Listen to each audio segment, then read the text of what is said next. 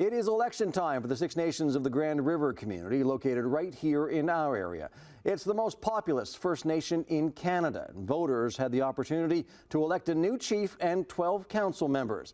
The polling stations closed just moments ago, and Laverne McGee breaks down what some in the community are looking for in a leader. Our reserve, I think, is special. I'm so happy to be here. Brenda Miracle was born and raised here on the Six Nations of the Grand River. She says she was excited to vote and hopes the newly elected leadership will uphold high standards.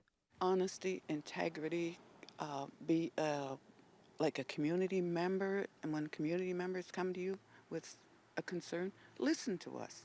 Don't just, push us away. This is one of the largest First Nations in Canada, about 40 kilometers from Hamilton. Their nations are Seneca, Cayuga, Onondaga, Oneida, Mohawk, and Tuscarora. Members didn't have to live here to vote, but had to be here in person. There was no online voting. Those qualified were required to come here to the Six Nations Community Hall to cast their ballot. The newly elected chief and 12 council members will have their hands full. Some of the issues concerning residents here are housing, mental health, and safety. Do you know how many people we lost to drugs this year? Overdoses and murders? They need to cut down on that. Do something about, I don't know what. Everybody has to vote. Different things are changing all through here, eh? And some things ain't right, and some things need to be changed. The councillors that are running, I talk to all of them. And I say, what's your goal here? I want to know what your goal is for Six Nations in the next 3 years. It was same old, nothing original, nothing new.